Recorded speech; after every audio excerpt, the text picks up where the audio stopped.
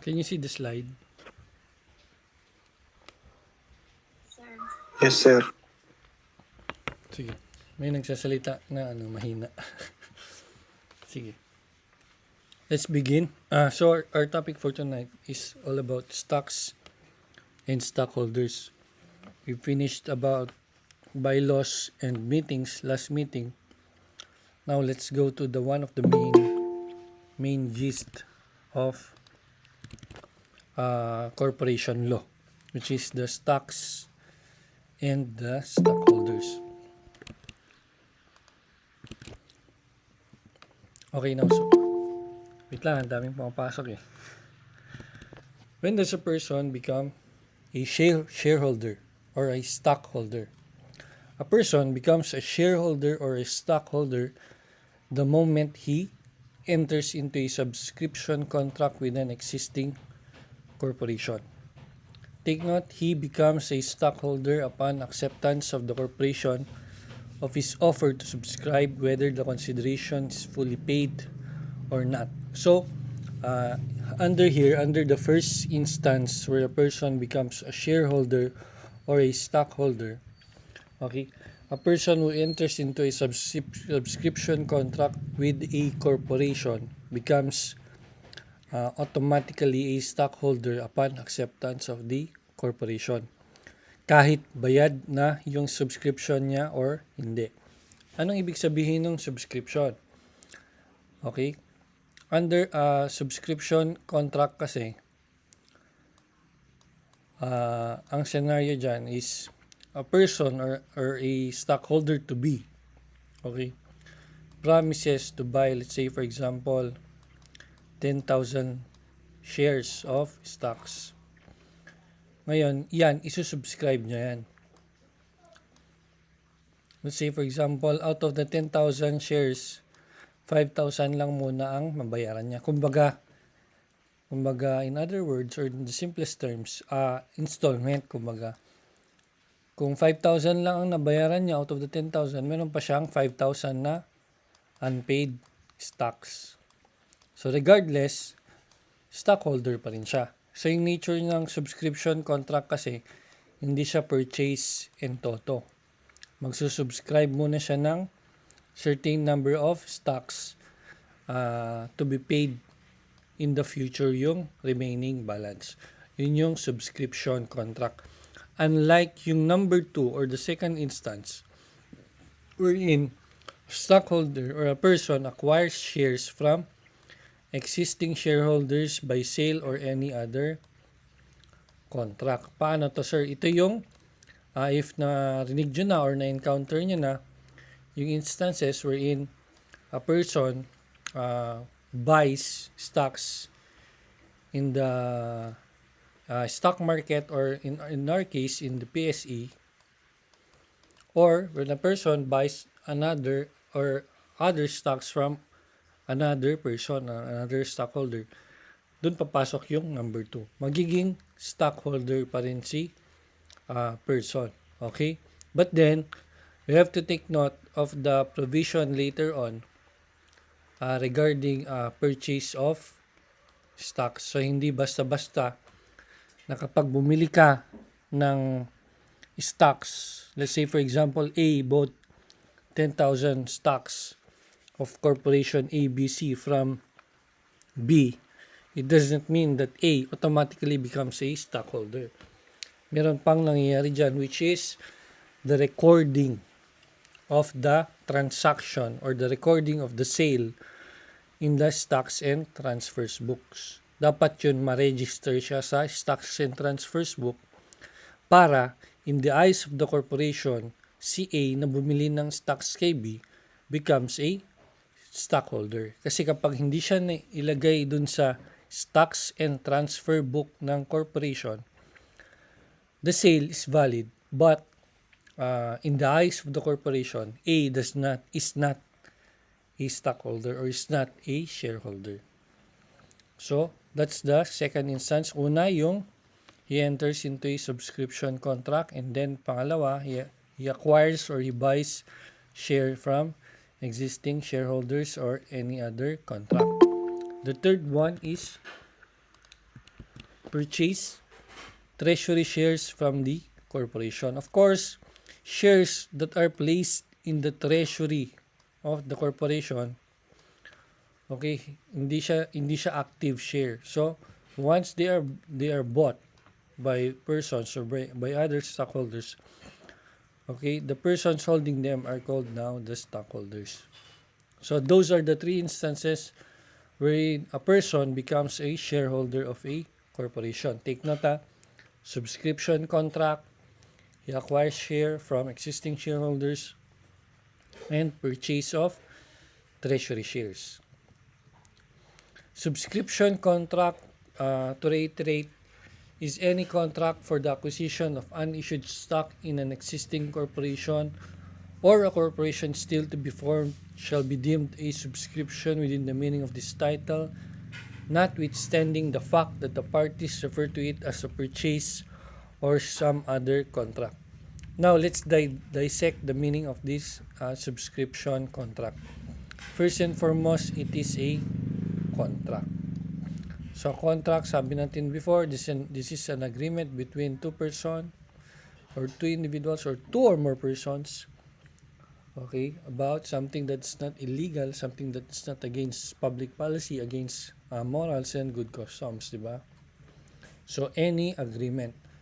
So, kapag sinabi natin contract, it is consensual. Di ba? It is consensual. Any contract for the acquisition of unissued stock. So, when you are, there are two instances na nire-refer ni subscription contract. The first one is kapag nakipag-enter ka ng subscription contract into an existing corporation. And this is an existing corporation. Okay, yung biniblim dyan, an unissued stock.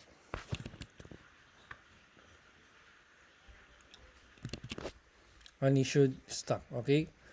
The second instance na makikipag-enter ng subscription contract ang isang person is to a corporation still to be formed. So, ibig sabihin, hindi pa na-form si corporation, mag-enter ka na into a subscription contract.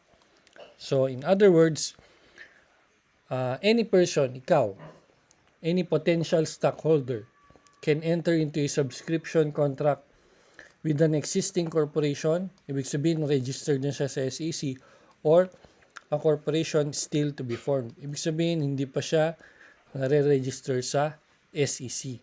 Okay? Notwithstanding the fact that the parties refer to it as a purchase or some other contract.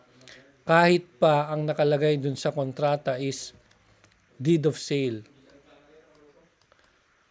or lease contract. Okay? If ang tenor ng contract is subscription contract, yung in-explain ko kanina, ito, yung in-explain ko kanina. Kung yan ang tenor ng contract, ang ibig sabihin niya lang is yan ay isang subscription contract. Okay? Kahit pang nakalagay sa taas niya is deed of sale, kahit pang title niya is deed of purchase or lease contract, kahit ano pa yan, subscription contract pa rin yan. Okay? Sabi natin kanina, subscription contract is a contract, therefore it is consensual. It is also an indivisible contract. Siguro example natin kanina, di ba? Subscription contract wherein a person subscribed for 10,000 shares of corporation ABC. Okay? And that person promises to pay 5,000 and the balance to be paid in the future. Okay? Ganyan ang subscription contract. So, nagsusubscribe ka dun sa shares ng isang corporation. Now, can you divide the paid from the unpaid stocks? No, you cannot, because this is an indivisible contract. Even though you can distinguish or identify stocks that are paid And the stocks that are not paid, they cannot be segregated, they cannot be divided because of the principle of indivisibility of contracts. So take note of that. Now let's proceed to the kinds of subscription. There are two kinds of subscription contract. The first one is the pre-incorporation subscription. From the word itself, pre-incorporation subscription, ibig sabihin, subscription to the unissued stock of a corporation is still to be formed. Take note, still to be formed.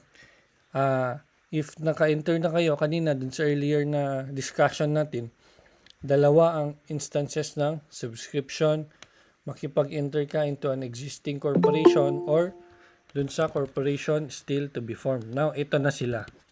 This is a corporation still to be formed. Therefore, this is a pre-incorporation subscription. Ibig sabihin, hindi pa registered si corporation, nag-subscribe ka na.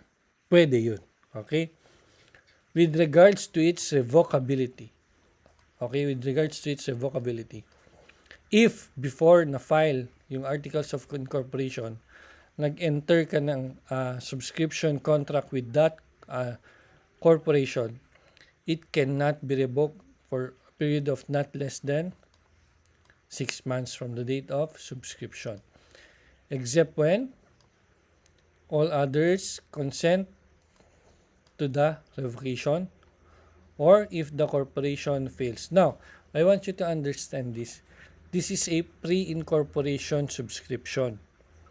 Yung kakontrata mo as a stockholder is a corporation is still to be formed. Kumbaga, sa sanggol, hindi pa siya pinanganak, nakipagkontrata ka na sa kanya.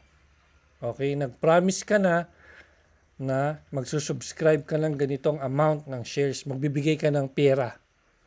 Okay? Corporation still to be formed. Okay? Take note. Sir, bakit naman hindi mo pwedeng i-revoke for a period of not less than 6 months from the date of subscription? Paano kung ayaw mo nang ituloy yung subscription mo, sir? Wala pa naman, hindi pa naman nabuo yung corporation, hindi ba dapat pwede pang mag-back out sa contract? No. You cannot do that. The reason of the law why it does not allow revocation of the subscription contract for a period of not less than 6 months from the date of subscription, kasi nga yung registration ng isang corporation is pending with the SEC. Take note, this is done before the filing of the Articles of Incorporation. And nakalagay sa Articles of Incorporation, take note, nakalagay sa Articles of Incorporation na ipapasa sa SEC. Alam ko na discussion natin to before. Di ba nakalagay dun sa Articles of Incorporation yung total amount of capital, total amount of subscribed shares, di ba? Dun pa lang nakalagay na yung amount na sinubscribe mo. Di ba? Kasali na dyan yung amount na, let's say for example, yung 10,000 na sinubscribe kanina, kasali na dyan. Ngayon, kapag pinull out mo yan or kapag nirevoke mo siya na na-file na yan sa SEC, magiging inconsistent na mamaya yung actual subscribed capital dun sa naipasa sa SEC. And mabe-verify yan ng SEC and baka yan pa yung ground kung bakit hindi mabuo or ma-form yung corporation. Kaya, as much as possible, it cannot be revoked for a period of not less than 6 months from the date of subscription. Pero meron naman siyang provided exception, which is when all other subscribers consent. Ibig sabihin, unanimous, lahat naman pumayag na ikaw, pwede mo nang tanggalin yung 10,000 mo or pwede ka nang hindi mo na ituloy yung contract mo with us. Diba? If all other subscribers consent or if the incorporation fails to materialize within 6 months from the date of subscription. Ibig sabihin, hindi nabuo yung corporation. It was not formed, either it was not approved by the SEC or hindi natuloy yung pag-process ng pag-register ng corporation. Ibig sabihin nun, pwede mo nang i-revoke yung contract mo with the corporation. If you promise to subscribe 10,000 shares, you can now revoke that. Pwede ka nang umatras. Okay? Pwede na.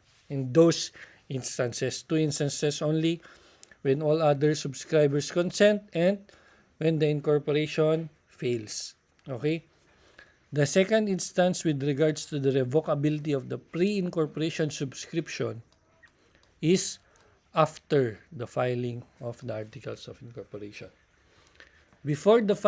Balik muna tayo sa una. Before the filing of Articles of Incorporation,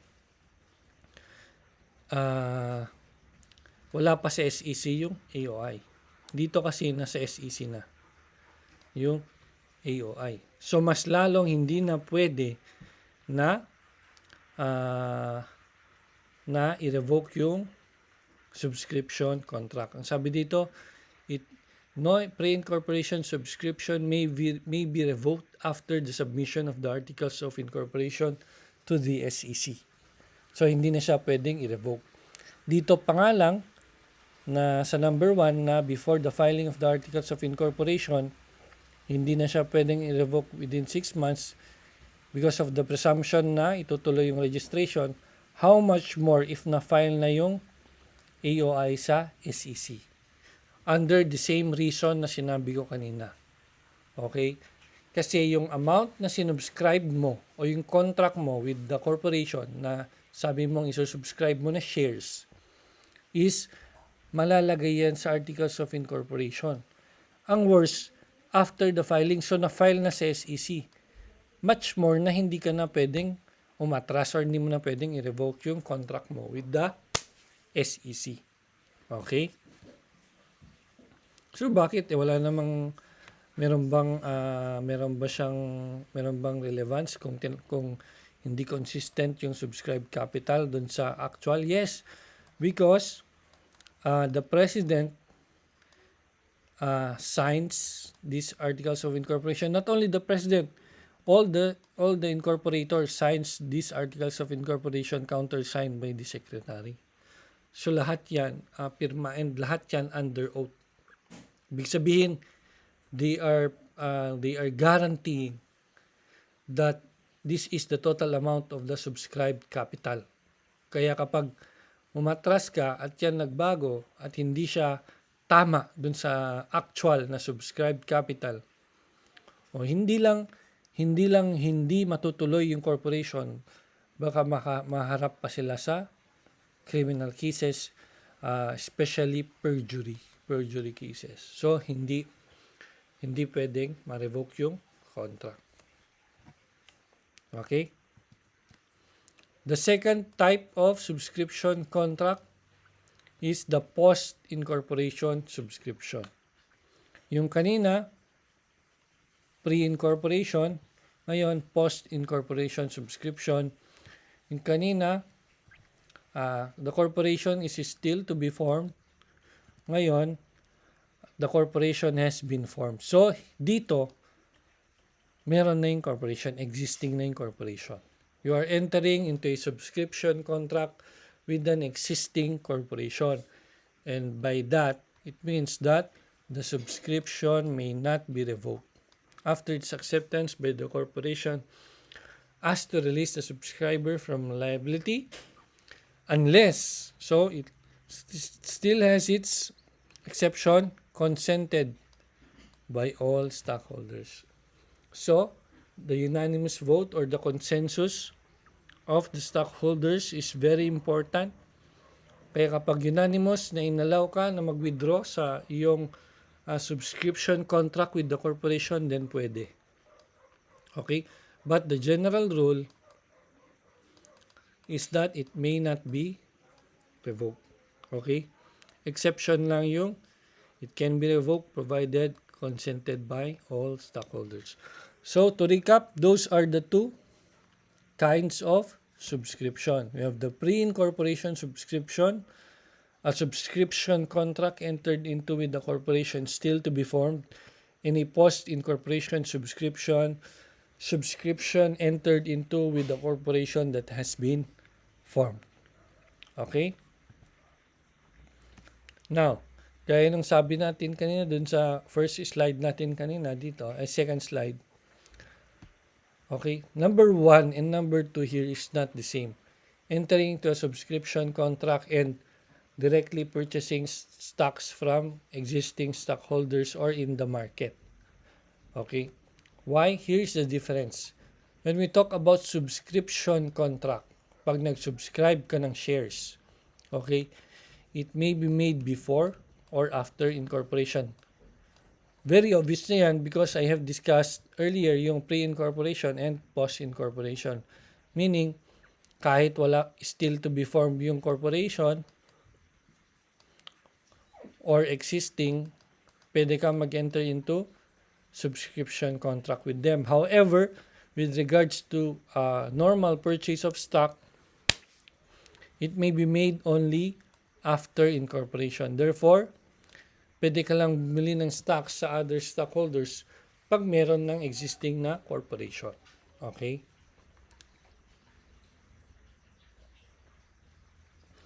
Under subscription, subscriber becomes stockholder even if he has not paid his subscription. Just like what I said earlier, even if hindi niya fully paid or hindi pa niya paid yung subscription niya, he is considered as a stockholder.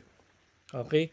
Unlike for the purchase of stock, the purchaser or the buyer does not become a stockholder until he has paid the purchase price in full. So that's a very big difference between a subscription and the purchase of stock.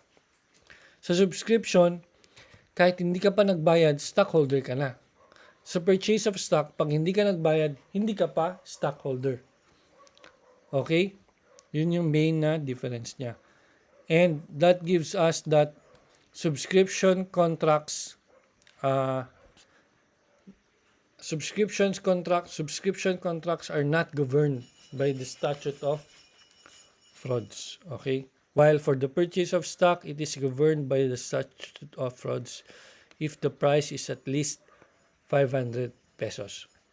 Sir, ano ba tong statute of frauds? Attorney, ano ba tong statute of frauds?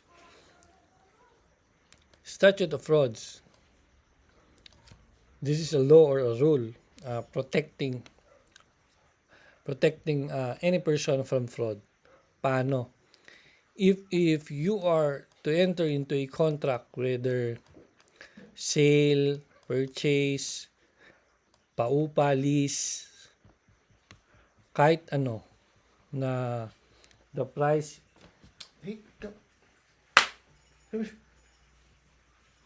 is at least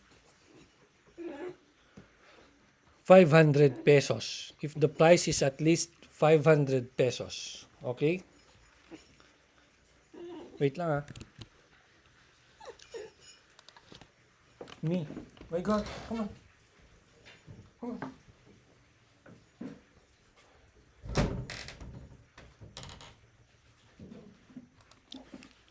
If the price is at least 500 pesos, so kapag binenta mo yung cellphone mo, binenta mo yung lumang book mo na worth 500 or more, sapatos, laptop, okay, anong rule?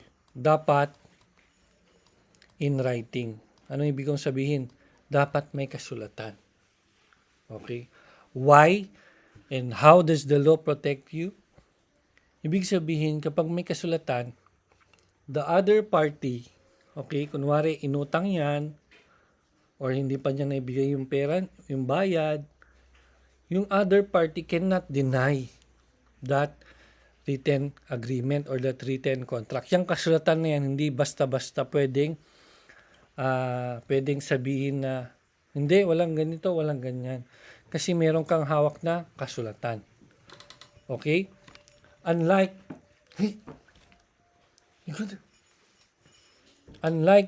if wala. Let's say for example, wala. If for example, wala, okay? Or the contract is rather oral. Let's say for example, you sold your old cell phone for the price of 8,000 pesos. Napagkasunduan niyo ng kaibigan mo na Okay, bigay ko sa yung 4,000 ngayon, bigay ko sa yung 4,000 after 30 days. Wala kayong kasulatan, wala kayong written agreement.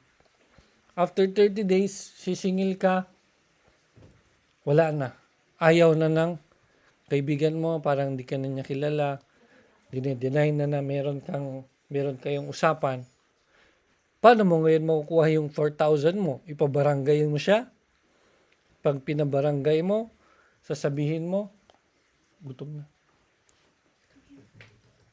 Pag pinabarangay mo, sasabihin mo may utang siya sa'yo, sasabihin naman niya, wala. It becomes your word versus my word. Sabi mo oo, sabi ko hindi. Sabi mo meron, sabi ko wala. So mahirap yung patunayan. It encourages fraud, 'di ba? Through practice and through time, through experience, the lawmakers have provided or have formulated a law to protect people from this kind of actions. Kasi nga, if it is plain oral, madali lang i-deny. 'Di ba? Kasi nga, it's your word versus my word. O kahit saan tayo pumunta, kung tayong dalawa lang nakakaalam ng usapan natin. 'Di ba? Kaya maganda na merong kasulatan, meron din kayong witness sa kasulatan para mas matibay. Pipirmahin mo sila doon, ikaw kasama ka dito, nakita mo na ganito pinag-usapan natin, nakita mo na ganito, ganyan. That becomes a protection for you. And ganyan sa purchase of stock. However, sa subscription contract, hindi. Okay? It's not governed by the statute of frauds. Why? Because there's already a contract entered into. Usually, kapag nag-enter ka into subscription contract with the company, meron niyang kasulatan talaga. But it's not covered by the statute of frauds. Okay? Pero ang maganda is, meron siyang contract na dati. Okay? Ang covered lang ng statute of frauds is the purchase of stocks. Okay? To the last, the subscriber, since he is already a stockholder, can already vote on the shares kahit hindi pa bayad yung buong subscription. However, the purchaser, di ba, kapag hindi niya nabayaran, he is not a stockholder, therefore he cannot vote. He can only vote once he has paid the full price. So, that is the difference of subscription versus purchase of stock. Okay? Now, let's proceed to consideration. Okay? Stocks shall not be issued for a consideration less than the par value or issued price thereof. Now, before we proceed further, let's try to distinguish a par value share from a non-par value share. When we talk about par value shares, these are shares wherein you can find the par value or the value of the share in the certificate of stock. Let's say, for example, itong dinrawing ko is a certificate of stock. Makikita mo dun sa certificate of stock, either sa taas o sa kahit saang portion, yung value ng share. Okay? So, yun yung par value share because it is indicated in the certificate of stock. Ibig sabihin, pwede mong i-transfer yan for that price or at a higher price. Hindi mo siya pwedeng ibenta at a lower price. Yun yung sinasabi natin dito sa consideration. It shall not be issued for a consideration less than the par or issued price. Yung no par value shares naman, may value siya. Okay, but it is found in the articles of incorporation. Okay, or upon the resolution of the board of directors. Okay, so sir, attorney, meron ba siya dun sa certificate of stock? Wala. Yung sa par value shares, makikita mo yung par value, yung value ng share dun sa certificate of stock. Dito sa non-par value share, wala yung value ng stock dito. Hindi mo makikita. Why? Because it is a no par value share. Okay? Nonetheless, it has an issued price that is determined in the Articles of Incorporation or by the Board of Directors. Dapat hindi mas baba doon ang pagbenta or pag-transfer mo doon sa stock. Meaning, kung ibibenta mo man yan, either for a higher price or dun sa equal of its price, but never below. Attorney, what happens if binenta ko below the par value or below the issued price? Anong mangyayari? Okay? Let's say, for example, a certain stock is worth 5 pesos per share. Okay? Here comes A, who wants to buy 1,000 stocks. Okay? That means that he is to pay 5,000 pesos. Okay? Now, if you issue this par value stock price at 5 pesos to an amount, let's say for example 3 pesos, di ba? Issued less than the par or less than the issued price, 1,000. Ang kakalabasan niyan is 3,000 pesos. So ang layo nung price from 5,000 to 3,000. Ang ibig sabihin niyan, ang lalabas sa books ng corporation is we have issued 5,000 worth of stocks to, let's say for example, stockholder A. Yan ang nasa books.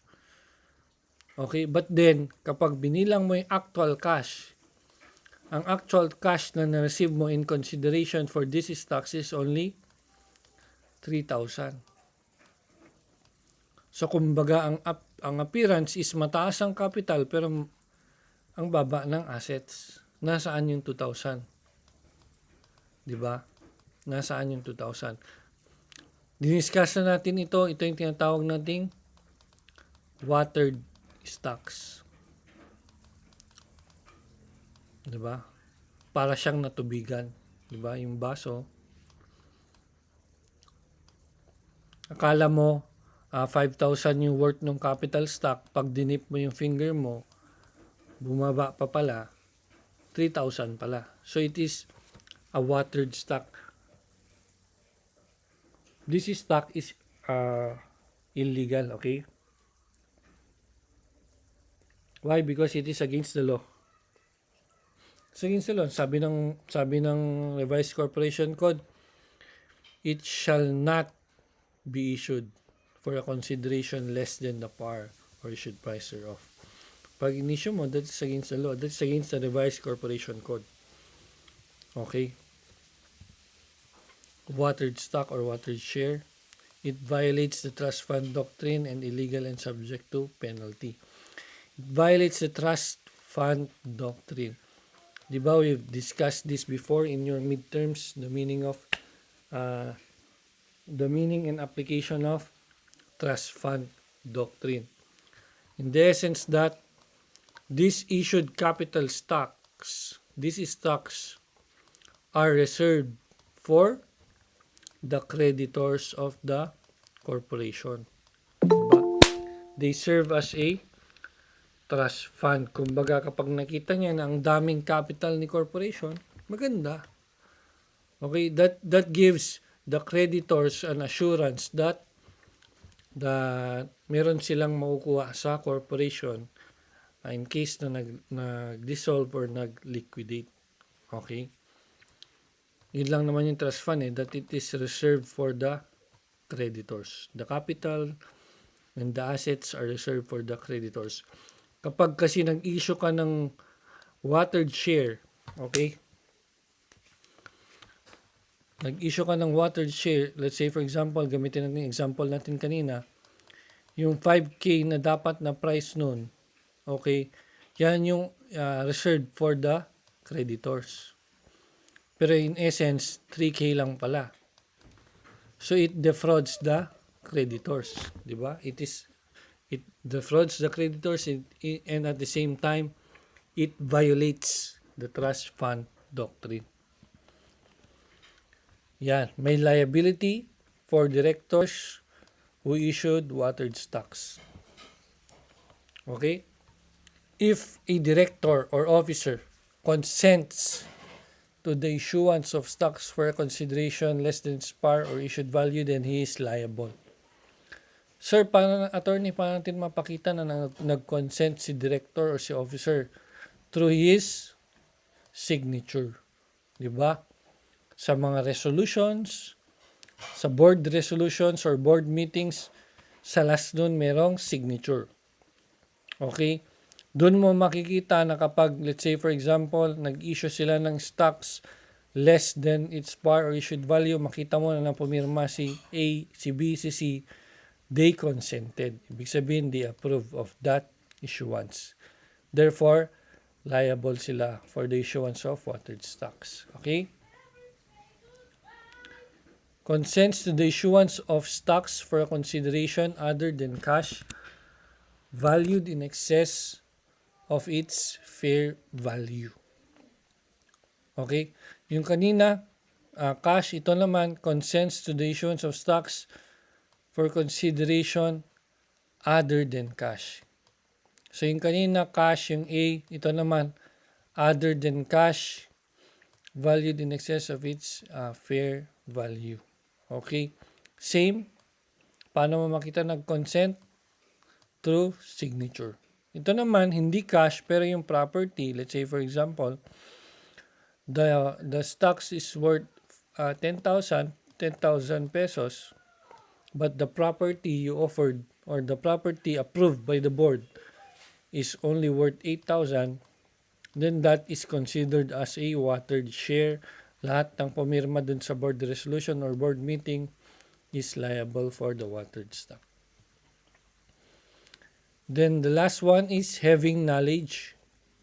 Having knowledge of the insufficient consideration and does not file a written objection. Does not file a written objection with the corporate secretary shall be liable to the corporation or its creditors solidarily with the stockholder concerned for the difference between the value received at the time of issuance of the stock and the par or issued value of the same. Meaning, okay? Di ba sa mga board, balik tayo sa board resolutions or sa board meetings. Sa board resolutions or sa board meetings, meron kayo dyan attendance.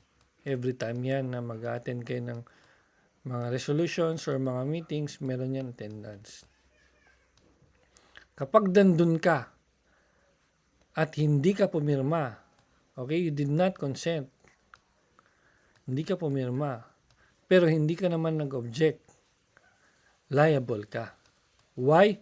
Because mere having knowledge of the insufficient consideration makes a director or an officer liable for the issuance of a watered stock.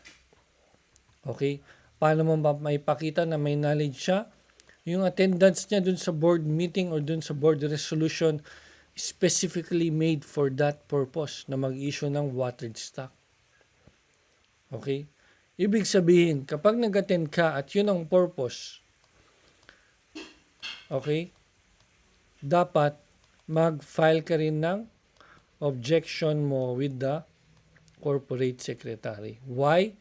Because if you did not file any written objection, that means you have knowledge but you did not act on it, therefore you are liable. Okay? Pinupunta lang ng batas is you don't, anong sabi natin? You don't turn your eyes blind, kumbaga sa law. Okay? If you see an infraction, if you see a violation, you report it or you object to it. Hindi yung you let it pass, you let it slide. Okay?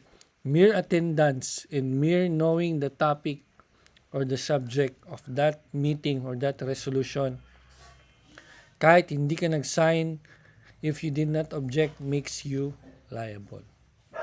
So take note, if the director consents, or even if he did not consent or sign to the board resolution or to the board meeting, but he did not file any written objection, he shall be liable for the issuance of watered stocks. Okay, that's your recap. Now, what are the considerations allowed by the law for the issuance of stocks? The first one, of course, cash or money. There's nothing more to explain, diba? Second one is property.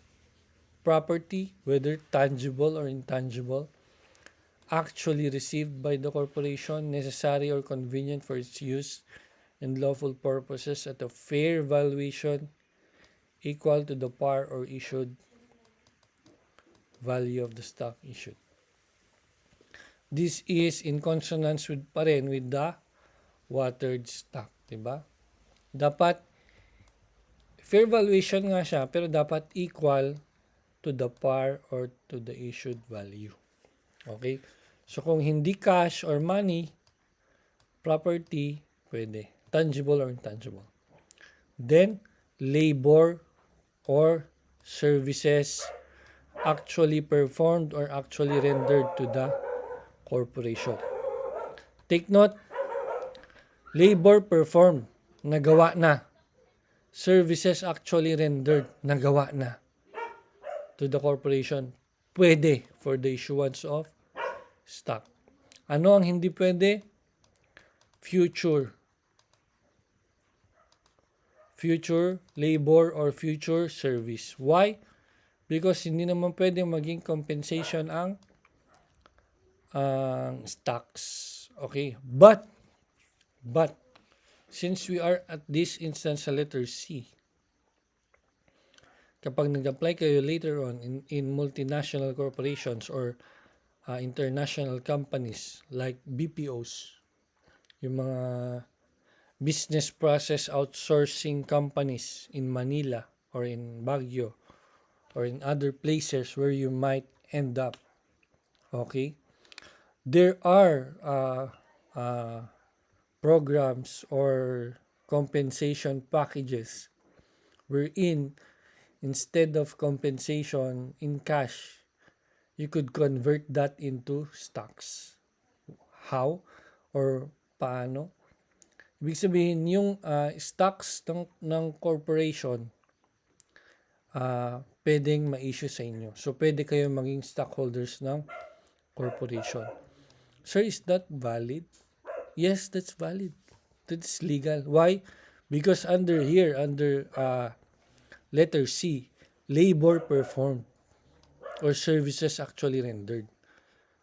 When you already rendered your part in your organization, yung trabaho mo, nagawa mo na,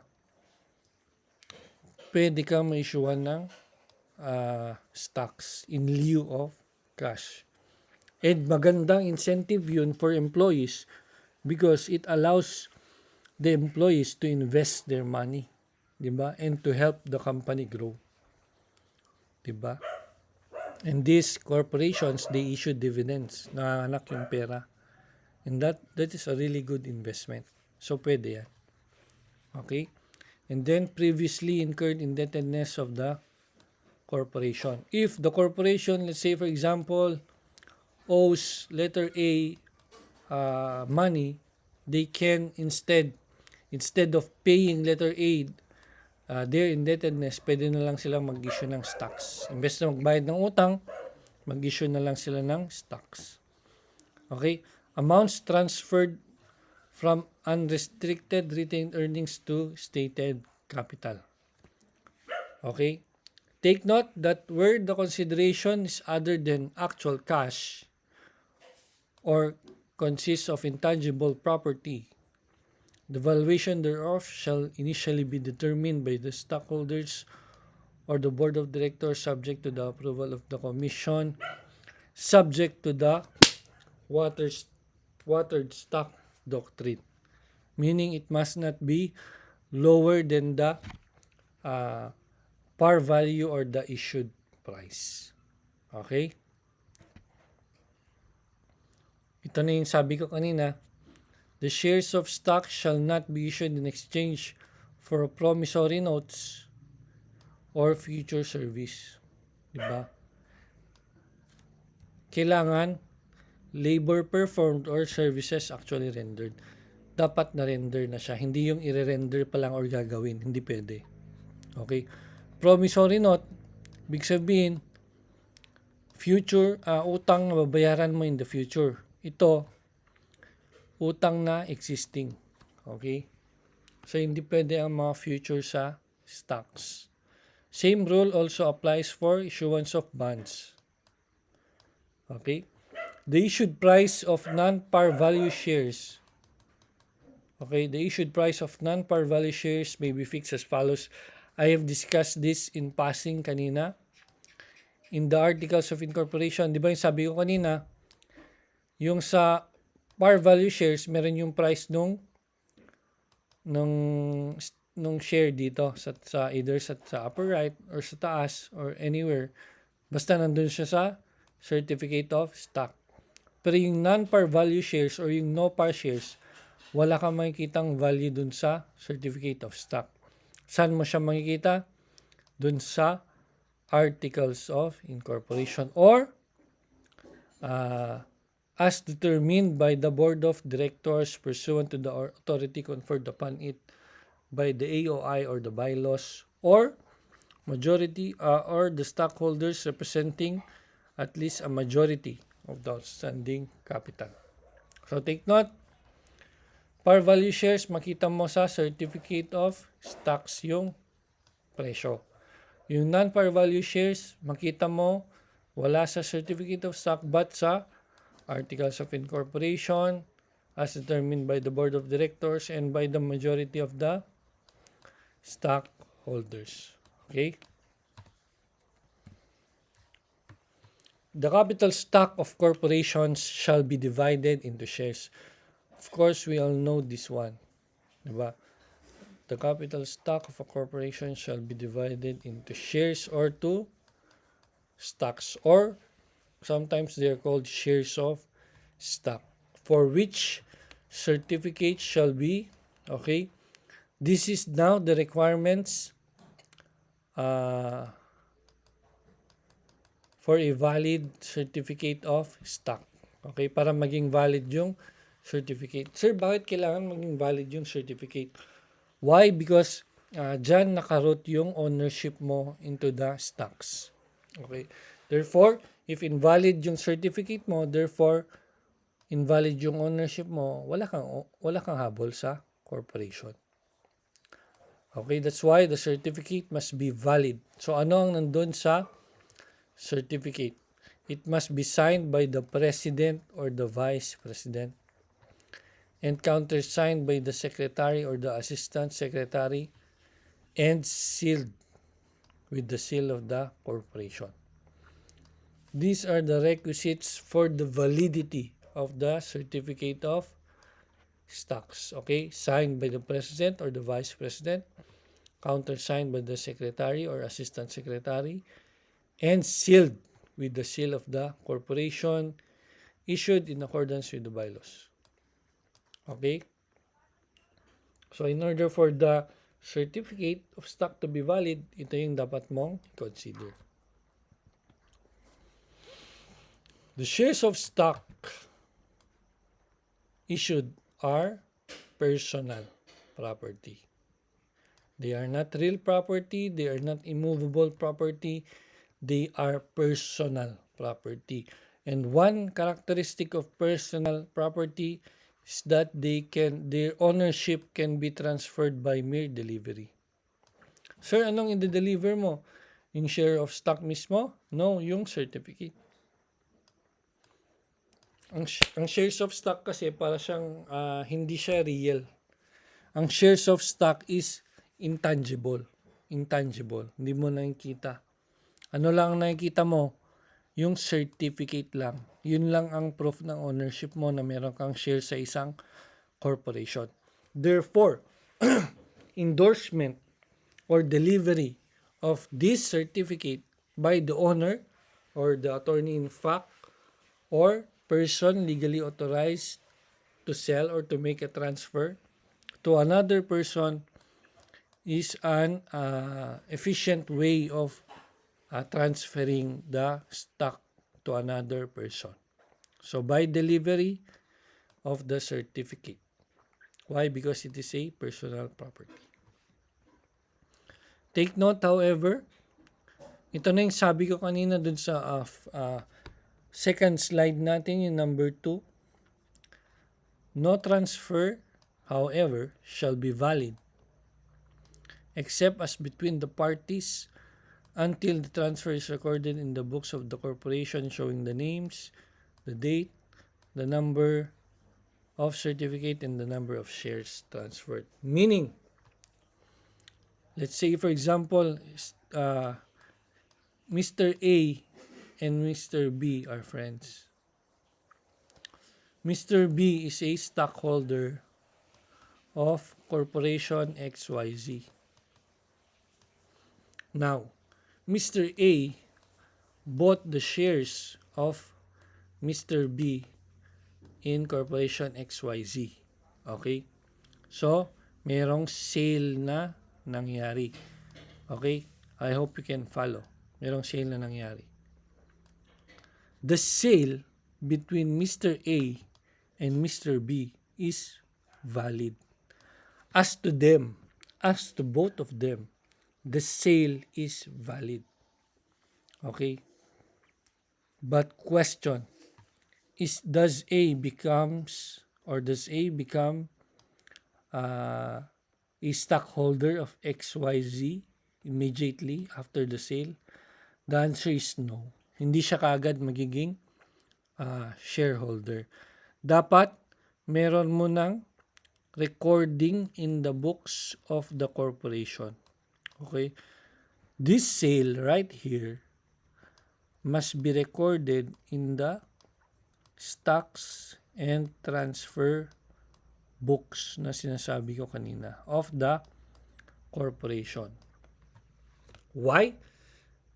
The sale is only between Mr. A and Mr. B. Hindi naman alam yan ni XYZ, ni corporation. Hindi siya aware sa sale nyo, di ba? Tama, di ba? Kapag magbebentahan kayo, si A tsaka si B lang.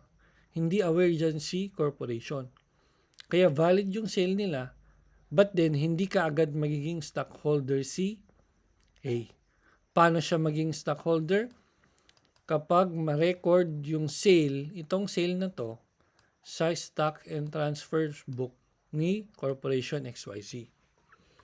Ibig sabihin nun, pinapaalam kay corporation na si stockholder B, binenta niya na yung shares niya kay A. Therefore, si A na ang bagong magmamayari ng shares na hawak dati ni B. At that time, dun lang siya magiging stockholder. Okay? Kapag na-reflect na dun sa stock and transfer book yung sale, saka siya magiging stockholder. Okay? I hope that one is clear.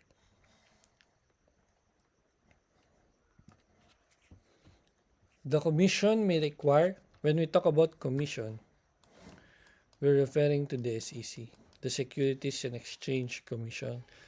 They may require corporations whose securities are traded in trading markets which can reasonably demonstrate their capability to do so to issue their securities or shares of stocks in uncertificated or scriptless form in accordance with the rules of the Commission. This one is optional. It is only for corporations that whose stocks are traded in trading markets like the Philippine Stock Exchange. If traded siya dun, and the corporation can reasonably demonstrate their capability to issue scriptless or uncertificated stocks, then they may adopt scriptless stocks or yung stocks na walang certificates. But that is optional only for those who can manifest their ability to do so. Okay? No shares of stock against which the corporation holds any unpaid claim shall be transferable in the books of the corporation. Okay? Where the corporations hold or has an existing unpaid claim over a person or a stockholder, hindi basta-basta transfer yung shares of stock dun sa corporation. Why? Because of the existing obligation by that stockholder.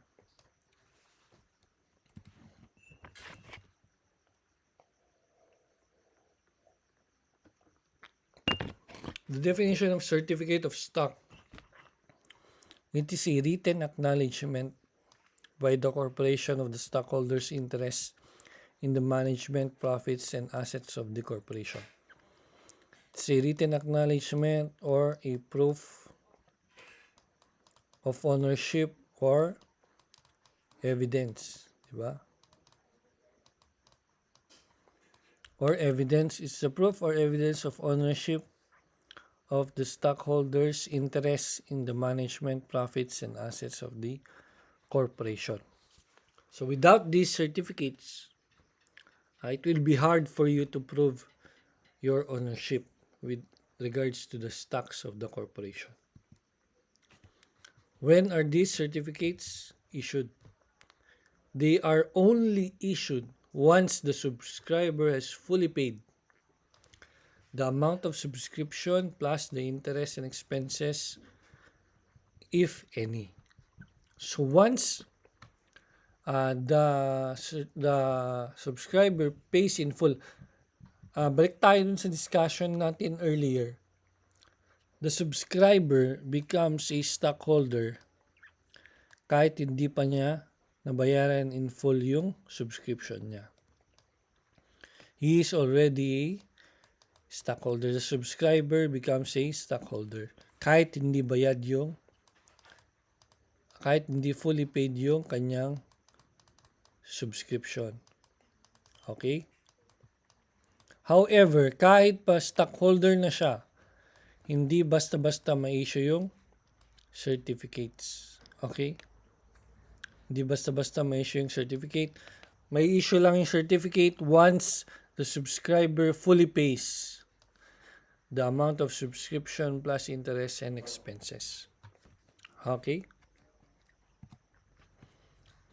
How to pay the balance of subscription.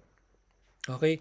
Tandaan nyo kanina, yung sabi ko kanina earlier in our discussion, in your subscription contract, meron diyang date na magbabayad ka nung balance mo. Okay?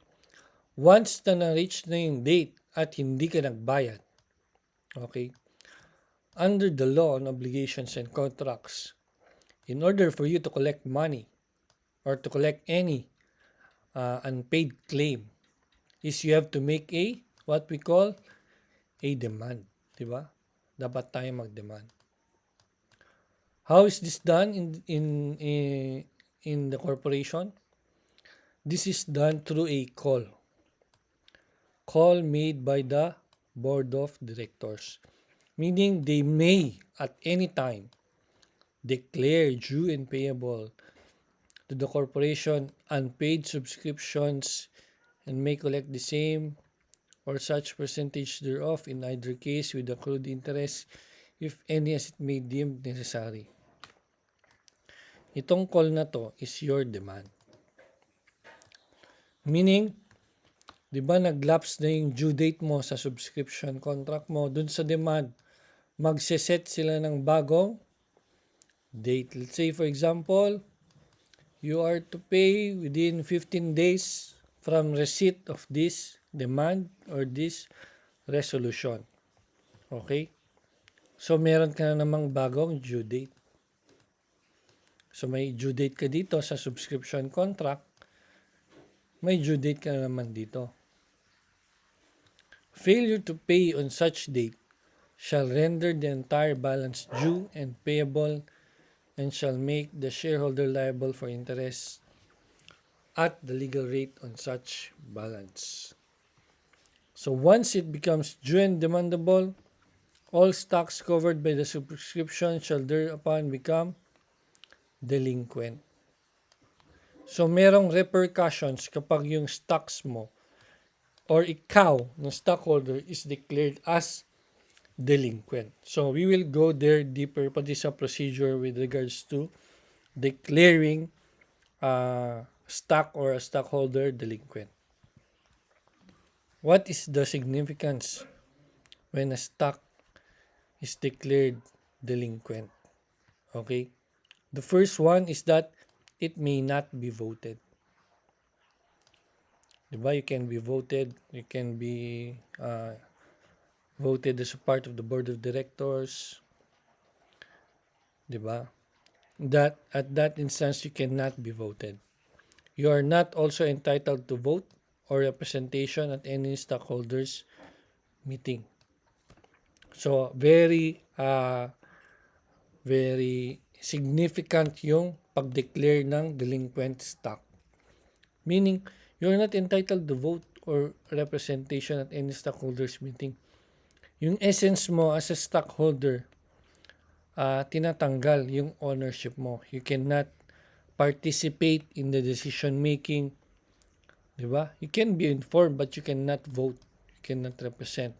You cannot participate in the decision making.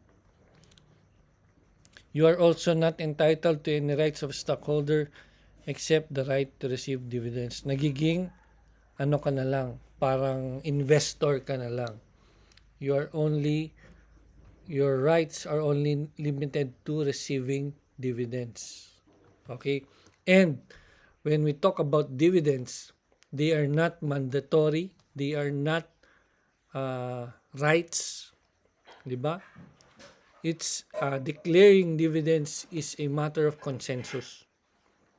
Kung ano ang decision ng board of directors which you are not a part of, in which you cannot participate in, kung mag-declare sila lang ng dividends or hindi, it's their call. It's not yours to make. Mag-expect ka lang kung merong dineclare na dividends sila board of directors, dun ka lang makaka-exercise ng right mo as a stockholder. Kasi kapag na-declare ka as delinquent, you cannot be voted, you cannot vote, and you are not entitled to any rights of a stockholder. So walang-wala. You are only entitled to receive your dividends as a respect being an investor. Yun lang. Okay? So how does one become delinquent? Mamaya, discuss natin. The remedies of a corporation to enforce payment of subscription. So, let's say for example, dun sa subscription contract mo, okay, na-meet na yung due date, hindi ka pa rin nagbayad, anong pwedeng gawin ni corporation? Una, by applying the cash dividends due on the shares to the unpaid balance of the subscription plus cost expenses or withholding dividends until the subscriber pays. Dito, dalawang pwedeng gawin. Okay, dalawang pwedeng gawin. Una muna ito. Let's say for example, nag-declare ng cash dividends si corporation. Okay, nag-declare siya ng cash dividends. Imbes na itong cash dividends, let's say for example, Mr. A is a delinquent stockholder. Ibig sabihin, may mga hindi pa siya nabayaran na subscription niya. Imbes na mapupunta sa kanya yung cash dividends, okay, i-apply na lang sa balance niya dun sa unpaid subscription niya. Diba? Kesa na mapunta sa kanya, i-apply na lang dun sa unpaid subscription. Yun yung isang pwedeng gawin ng corporation para makolekta or makakolekta ng payment dun sa unpaid subscription. Or withholding the dividends until the subscriber pays. Kung ayaw naman ni corporation na i-apply dun sa paid subscription, itong cash dividends i-withhold namin. Hindi mo na namin ibibigay kay A. Sige A, meron tayong cash dividends na ganitong amount. Pero hindi namin to ibibigay sa iyo hangga't di ka nagbabayad, di mo binabayaran yung unpaid subscription mo. So that could be a bargaining stand for the corporation. That's the second remedy for the corporation. Una, i-apply yung cash dividend sa unpaid subscription. Pangalawa, i-withhold yung dividends until magbayad si A. Pangatlo, by filing a court action to collect the amount due plus interest, costs, and expenses. Okay? So, instead of applying the first one, the second one, pwede kang magkorte. But take note, the rigors of filing a court action, okay, is not that easy. Okay, kaya mas preferred na you do not go to court. For me, in my case, I don't prefer going to court. Why? As long as you can settle or you can find an inexpensive way of collecting the amount, then go for it. Kasi kapag nag-court ka, imagine the time that you are going to spend and the money that you are going to spend in order to collect money, di ba? Masyado ng malugi yun for you, especially if you are a businessman or business-minded person. Okay? Then, the third one is delinquency sale. Paano itong delinquency sale? Ito. Okay? Di ba sabi natin kanina, dun sa subscription contract, merong due date kung kailan magbabayad ka.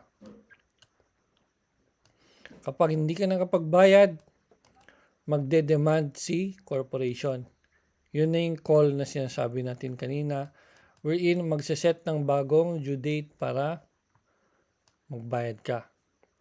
Kapag hindi ka nakabayad, okay, si Board of Directors, by a resolution, they will order the sale of the delinquent stock. So maglalabas sila yan ng board resolution. Okay?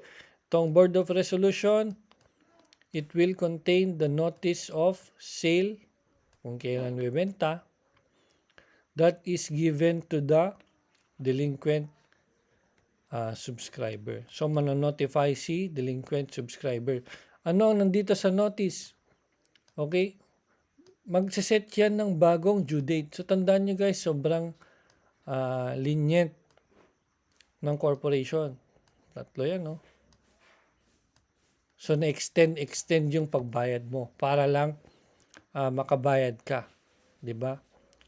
Magsasabi yan ng due date. If delinquent subscriber fails to pay on or before due date, his balance due on his subscription plus accrued interest, costs of advertisement and expenses of sale, said delinquent stock shall be sold at a public auction at the highest bidder.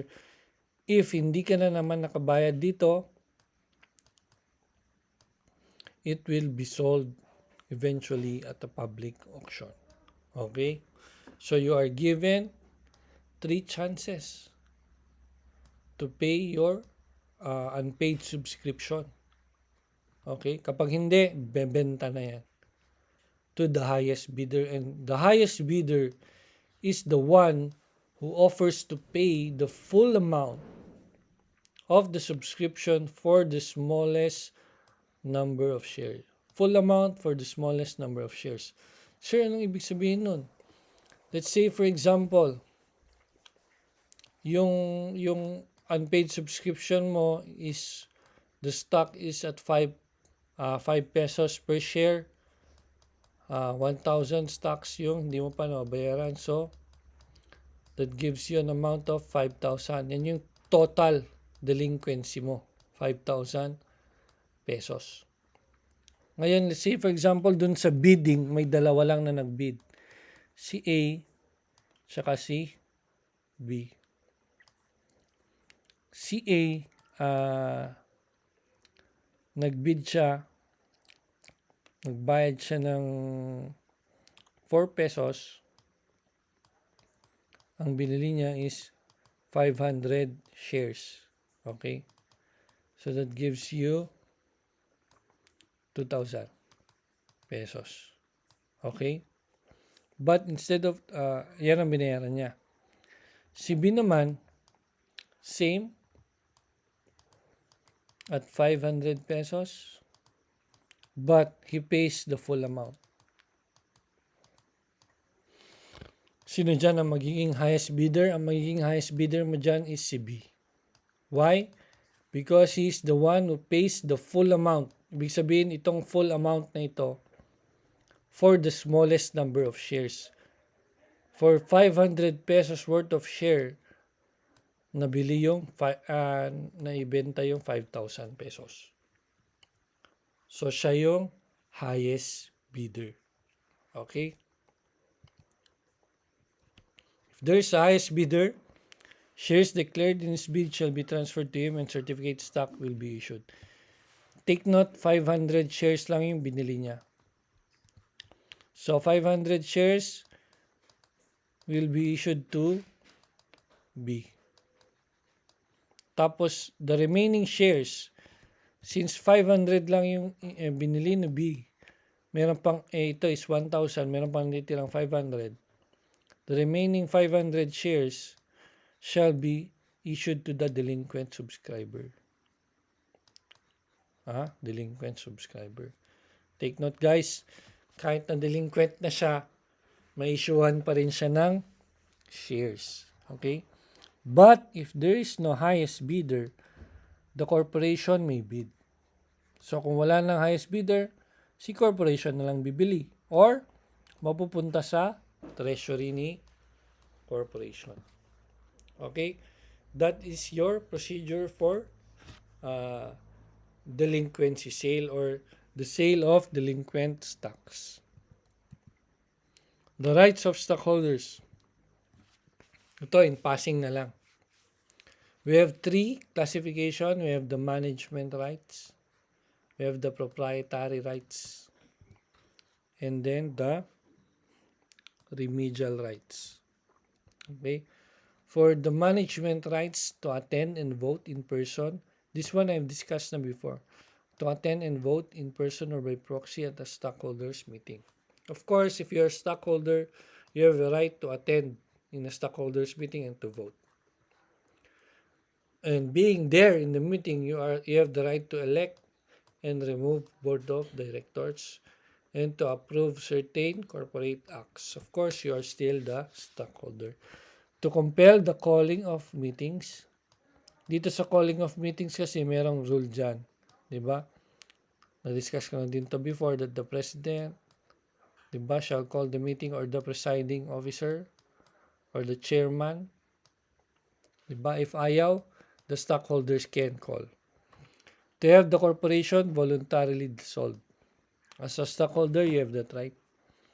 To enter into a voting trust agreement. This one we have discussed thoroughly last meeting, voting trust agreement. To adopt, amend, repeal the bylaws or adopt new bylaws.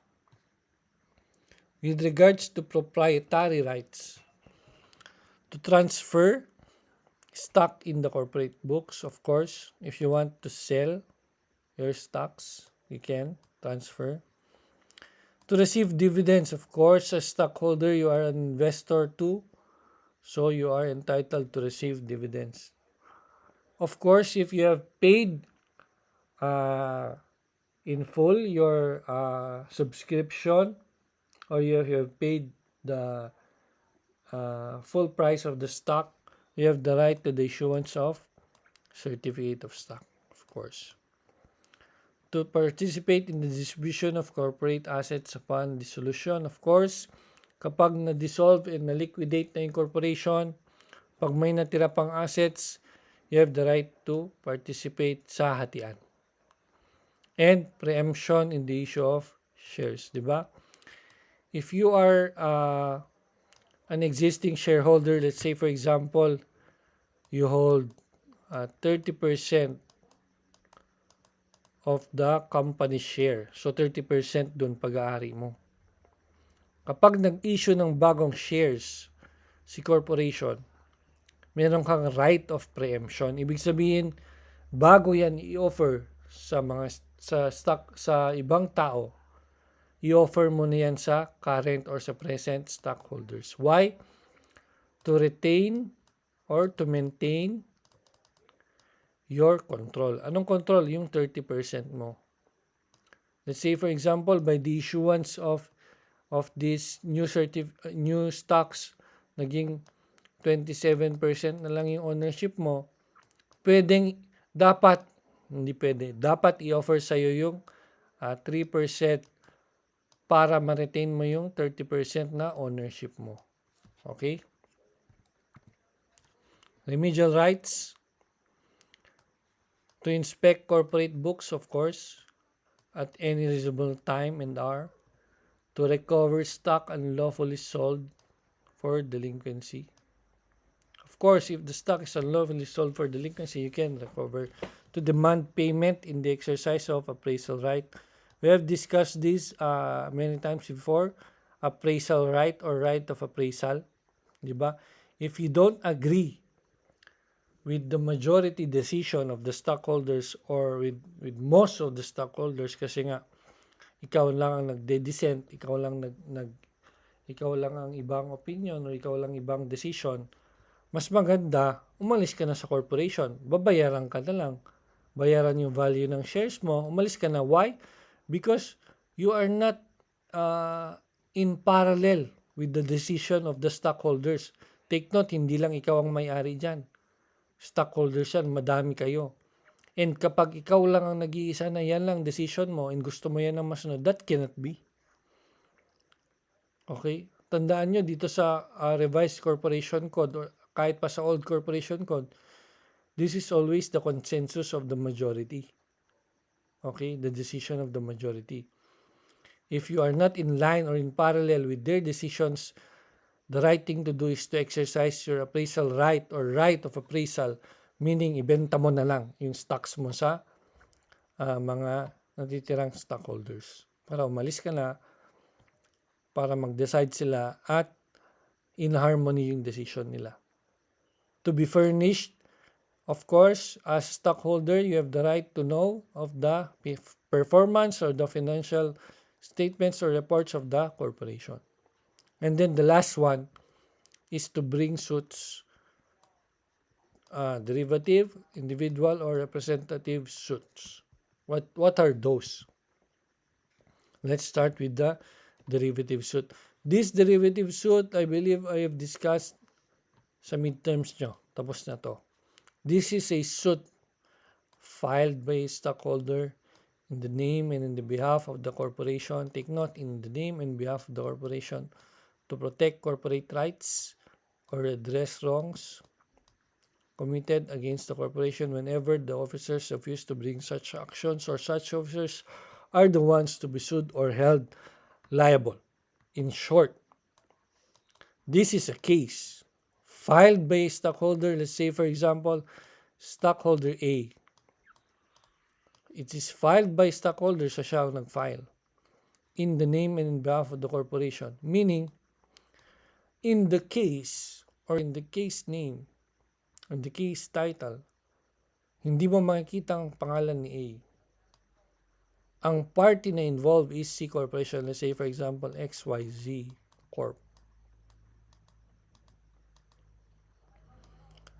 Ang party in interest or the real party is the corporation, XYZ Corporation. Si A na stockholder is only a nominal party. Siya lang yung nag-file. Okay? Makita mo dyan, XYZ Corporation represented by A. Ganun lang yun. Pero ang real party is C Corporation. Kaya ang sabi dyan, in the name and in behalf of the corporation. Corporation versus pwedeng officers or the board of directors, di ba? Bakit? Bakit ito pwede, attorney? There are instances, sabi ko kanina, corporation is a consensus of the majority. However, the consensus of the majority is not what is always right for the corporation. Diba? Sometimes, because of the power of these people who hold the majority interest in a corporation, They are the one in control of the corporation. So basically, what this group or this owner is saying, yun ang mapafollow. Okay, but that doesn't mean na tama yun sa corporation or that is for the benefit of the corporation. That is the time wherein the minority has power or they are protected. They can file derivative suits as long as they can show that those actions by the board of directors or the corporate officers is not for the benefit of the corporation or does not protect the rights of the corporation or it does not address the wrongs committed against the corporation. So yun yung derivative suit. It is not for the stockholder but it is for the corporation. The requisites, of course, one must be a stockholder or member. He has exerted all reasonable efforts and alleges the same with particularity in the complaint to exhaust all remedies available under the Articles of Incorporation, bylaws, laws, or rules governing the corporation to obtain the relief he desires. No appraisal rights are available because if available ang appraisal right, then better exercise it. That the suit is not a nuisance or harassment suit. Okay? Those are the requisites of a derivative suit. And to bring them in comparison, the derivative suit is a wrong sought to be redressed is committed against the corporation. Di ba yung sabi ko kanina, ang damage is against the corporation, ang suit is for the corporation. Di ba? Kaya siya derivative suit. Diniderive ni stockholder yung right na mag-file ng case. Representative suit naman is a wrong committed against the stockholders. Dito ang party in interest or ang real party is the corporation. And then, sa representative suit, ang real party or ang party in interest is the stockholders. Madami sila. Representative suit yan. Stockholders. Dito naman sa individual suit, okay, this very obvious individual is the particular stockholder. Isa lang. So take note, magkakaiba yan. Derivative suit, si corporation ang na-damage or siyang mag-file. Pero ang mag-file si stockholder in behalf of the corporation. Dito sa representative suit, the damage is on the stockholders as a group. Okay? Dito naman is a particular stockholder sa individual suit. Okay? I hope the distinguish or the differences are clear. The rights of unpaid shares. If you are an owner of an unpaid share, you can exercise the rights of a stockholder, except the right to a stock certificate. Precisely because you have yet paid the amount of the stocks or the shares. That's why you cannot ask that a certificate of stock be issued in your favor.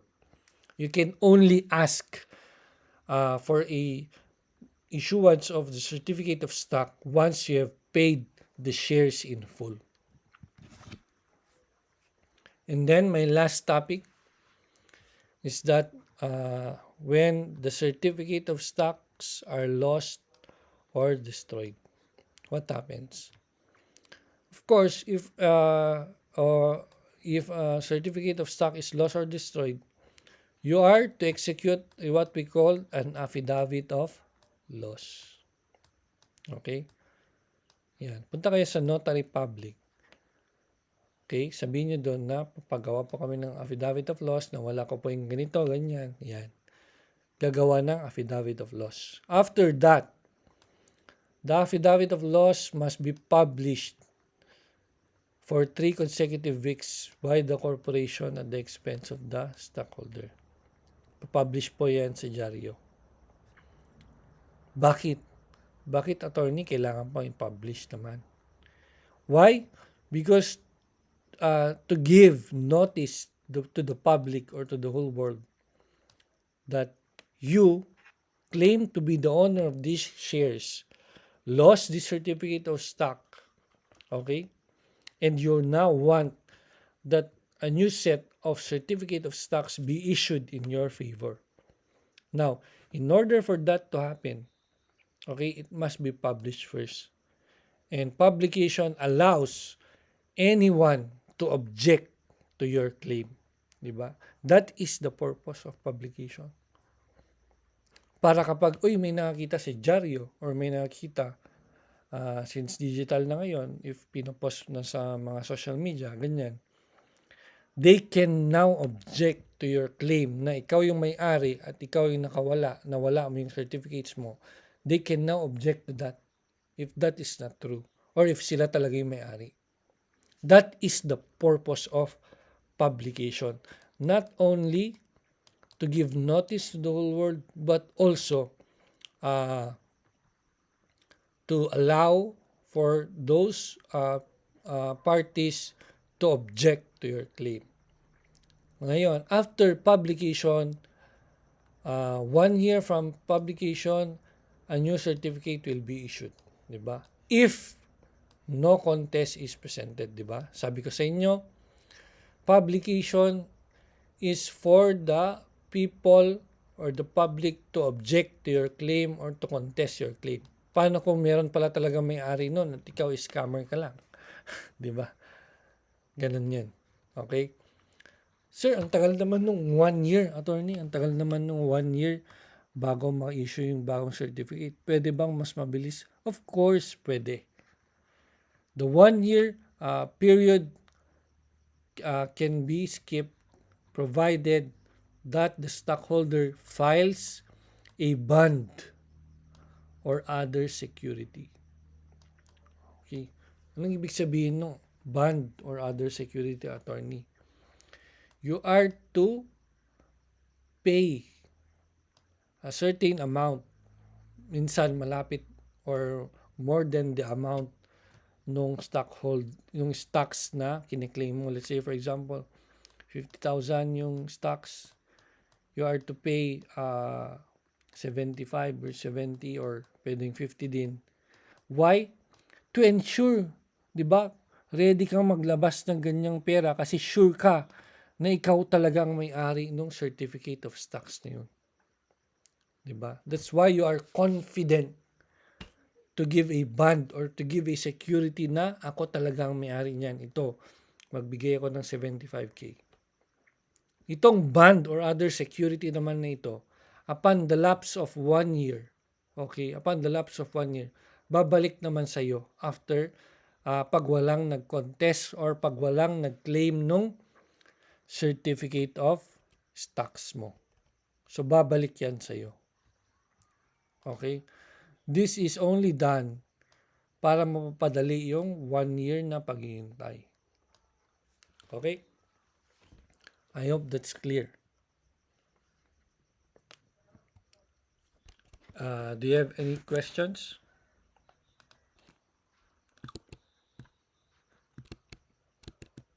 Questions?